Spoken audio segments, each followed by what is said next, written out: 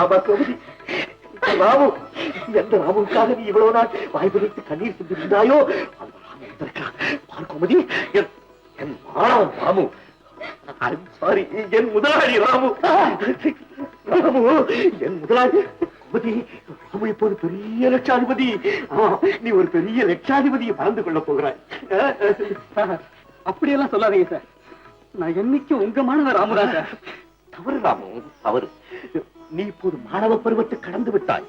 இனி என்றுமே என் கோமதியின் ராமுவாக இரு. ராமு, கடமை வழி நிற்பவர்களை ஆண்டவன் எப்போதுமே கைவிட மாட்டான். நான் உனக்கு கடமையை போதித்தேன், அதன்படி நான் நடக்கவில்லை. நீயோ கடமை வழி தவறாது நன்றாக படித்து நன்றாக உழைத்து இப்போது பெரிய பதவியில் இருக்கிறாய். நீ விரும்பிய பெண்ணையும் அடைய போகிறாய். The path of duty is the way to glory. எல்லாம் உங்க ஆசீர்வாதம் சார்.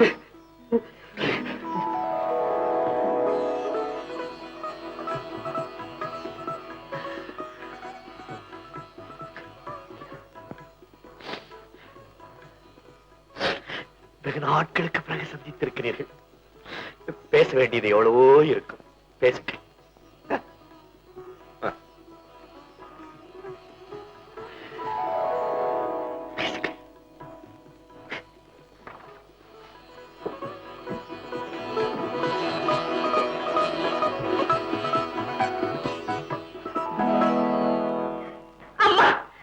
எல்லாம் தெரிந்து விட்டது. இப்படிப்பட்ட துரோகம் நீங்க செய்யலாமா? ராதாவுக்கு ஞாபக சக்தி வந்துருச்சு. ஆமாடா தம்பி, உடனே நல்ல நாள் பார்த்து முகூர்த்தம் வைக்க வேண்டியதுதான். முகூர்த்தம்? எதுக்கம்மா முகூர்த்தம்? என்னுடைய சாவுக்கா? என்னுடைய ராதா வளர்ற? அம்மா, நான் உயிருக்கு மேலாக விரும்பியவரை என்னிடம் இருந்து பிரித்து விட்டீர்களே அம்மா. ஒரு உத்தமரின் வாழ்வை போய் நாடகமாக்கி பாழாக்கி விட்டீர்களே. அந்த நாடகத்தில் ஞாபகம் இழந்திருந்த நானும் ஒரு முக்கிய பாத்திரம். எல்லாம் ஓ நன்மைக்காக தானேம்மா செஞ்சோம். எதிய நன்மை? உடல் ஓரிடம் உள்ள ஓரிடம் என்று வாழ்வதா என்னுடைய நன்மை? அம்மா, உங்களுடைய பேராசைக்கு என்னுடைய வாழ்வை பலியாக்கி விட்டீர்களே அம்மா, பலியாக்கி விட்டீர்களே. ஆனால் என்னை கடவுள் கைவிடவில்லை. நான் அவரை சந்தித்து விட்டேன். அந்த கிருஷ்ணன் எங்கேயுமா வந்துட்டான்? ஆமா, நீங்கள் என்னை கொன்று விட்டீர்கள். ஆனால் அவர் எனக்கு மறுபிறப்பு கொடுத்து விட்டார். உனக்கு மறுபிறப்பு தந்ததே சங்கரடி, சங்கர். ஆயிரக்கணக்கில் பணத்தை செலவு பண்ணி உனக்கு வைத்தியம் பண்ண. அவர் இல்லாட்டி நீ பிழைச்சிருக்கவே மாட்ட. ராதா, இந்த வீட்டுக்கு ரெண்டக நினைக்கலாமா? என் மீதுள்ள ஆசையா கிருஷ்ணன் பதவி இழந்து அந்தஸ்து இழந்து இன்று ஒரு சாதாரண வேலைக்காரனாக நிற்கிறார். நீங்கள் அவருக்கு செய்த கொடுமைக்கு என் கண்ணீரால், என் அன்பால், என் சேவையால் தான் நான் ஈடு செய்ய முடியும். நான் ஈடு செய்ய முடியும். இப்ப நீ என்ன செய்ய போற? பணத்தாசை பிடித்த உங்களை விட்டு இந்த வீட்டை விட்டு போக போகிறேன். தம்பி வாடாங்க. அம்மா, நம் கோமதிக்கு நல்ல இடத்தில் மாப்பிள்ளை பார்த்து விட்டேன். இனிமேல் அவள் ஆனந்தமாக வாழப்போகிறாள். என் வேலை முடிந்து விட்டது. இதோ நான் உன்னிடம் வந்து உன் காலில் வீழ்ந்து நான் செய்த தவறுக்கெல்லாம் மன்னிப்பு கேட்கப் போகிறேன். இதோ வருகிறேன் அம்மா, இதோ வருகிறேன்.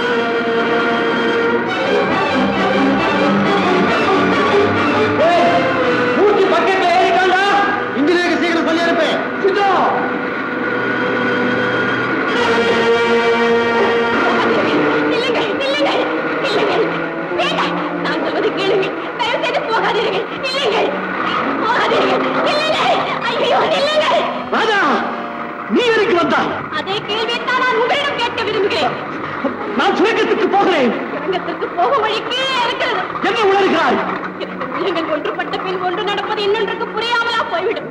உங்கள் திட்டம் என்ன என்பது உங்கள் முகமே காட்டுகிறது. நீங்கள் இருக்க துணிந்து விட்ட பிறகு நான் மட்டும் யாருக்காக உயிர் வாழ வேண்டும்? இதோ வேண்டாம் வேண்டாம் ராஜா ராஜா ஆசை காட்டு வழியிலே போவதை விட கடமை காட்டு வழியில் போவதே நல்லது. நான் சொல்வதை கேள், நான் சொல்வதை கேள். என் உள்ள குமரனை உனக்கு எப்படி எடுத்துரைப்பேன்? கருகி போன ஆசை, இடிந்து போன உள்ளம், நைந்த உடல், இத்தனை ஒன்று சேர்ந்தவன் தான் கிருஷ்ணன். அதா சங்கர் மிகவும் நல்லவர். அவர் வீட்டில் விளக்கேற்ற வேண்டியது உன் கடமை. நானும் அணைத்த விளக்கு. என்னால் உனக்கு எப்படி வாழ்வளிக்க முடியும்? நான் மானமடைந்தவன், பதவி இழந்தவன், தாயை கொண்டவன். என் உள்ளத்திலே எந்த விதமான உணர்ச்சிகளுக்கு விடவில்லை. நான் ஒரு பட்ட மரம் ராதா, நான் ஒரு பட்ட மரம். நீங்கள் பட்டமரமானது என்னுடைய காரணத்தான். அந்த பட்டமரம் துளிர்க்க வேண்டும் என்பதுதான் என்னுடைய லட்சியம். அதற்காக நான் சாகவும் தயார். எனக்கு வாழ்வு கொடுக்க மறுத்த நீங்கள் என்னுடைய கடைசி லட்சியத்தையாவது நிறைவேற்றி விடுங்கள். அது உன் லட்சியமாக இருக்கலாம். ஆனால் ஆண்டவனின் கட்டளை அதுவல்ல. நாம் இருவரும் சேர்ந்து வாழ வேண்டும் என்பதுதான் ஆண்டவனின் கட்டளையாக இருந்திருந்தால் அன்று நீ ஏரியிலே மூழ்கி இருக்க மாட்டாய், நானும் குற்றவாளி குண்டிலே நின்றிருக்க மாட்டேன், என் தாயும் என்னை விட்டு போயிருக்க மாட்டாள். நான் உங்களை பிரிந்து வாழ வேண்டும் என்பதுதான் ஆண்டவன் கட்டளையாக இருந்தான். நான் இழந்திருந்த ஞாபகத்தை எனக்கு திருப்பி கொடுத்திருக்க மாட்டான். ராதா, சங்கரின் குழந்தைக்கு ஒரு நிழல் தேவை. வீண் பிடிவாதம் செய்யாதே. உள்ளமும் உடலும் உங்களை விரும்பும் போது பேருக்காக மட்டும் நான் எப்படி சங்கரின் மனைவியாக வாழ முடியும்? ஆதரவளித்த ஒரு உத்தமருடன் கபட வாழ்க்கை நடத்துவதுதான் கற்ப வழியா? நீங்களே சொல்லுங்கள். வாழு பயணத்தில் தான் என்னை ஏற்றுக்கொள்ள மறுத்து விட்டீர்கள். சாவு பயணத்திலேயாவது எனக்கு அந்த பாக்கியம் கிடைக்கட்டும். என்ன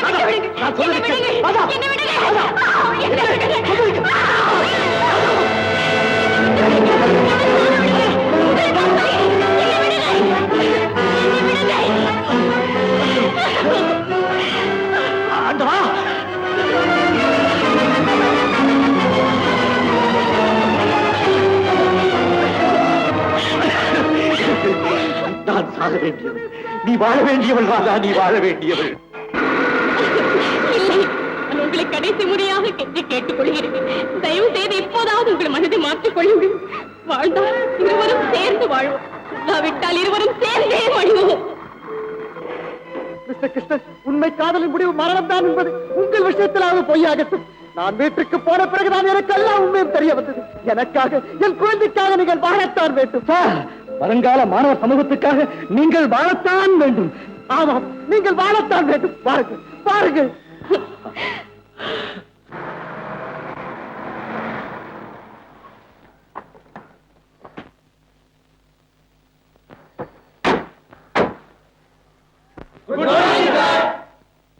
Good morning, students. என்னுடைய ஆசிரியராக இருந்த போது இந்த அறிவாலயத்திலிருந்து உங்களை பிரித்தவள் நான் தான். என் கணவரான பிறகு உங்களை மறுபடியும் இங்கு அழைத்து வந்து அதற்கு பிராயச்சித்தம் தேடிவிட்டேன். உங்கள் கடமையாற்ற செல்லுங்கள்.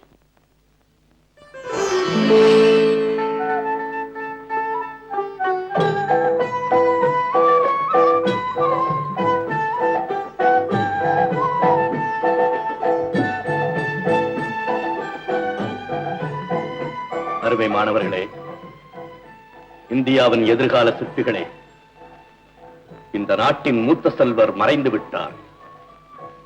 அறிவுச்சூரியன் அஸ்தமித்து விட்டது. இருட்டிலே திசை தெரியாமல் தவிக்கும் நாம் இனி என்ன செய்ய போகிறோம்? அருமை மாணவர்களே, இந்த கடமை வீரன் உருவத்தை இதயத்திலே நிறுத்தி வைப்போம். இந்த நாட்டிலே இருக்கும் மனைக்கட்டுகள், தொழில் கேந்திரங்கள் எல்லாம் ஆலயங்கள். அங்கே நாட்டின் எதிர்காலத்தை நினைத்து பணிபுரியும் உத்தமர்கள் எல்லாம் நடமாடும் தெய்வங்கள் என்று நம்பிய நம் நேருவுக்கு நாம் செலுத்த வேண்டிய காணிக்கை உழைப்பு. உழைப்பு, ஓயாத உழைப்பால் உலகத்திலேயே சிறந்த தலைவரானார் நேரு. மாணவர்களே, உங்கள் உழைப்பால் நமது பாரதம் உலகத்திலேயே சிறந்த நாடாக வேண்டும். நமது மூத்த சகோதரர் நம்மை விட்டு மறைந்து விட்டார் என்பதை பொய்யாக்குவோம்.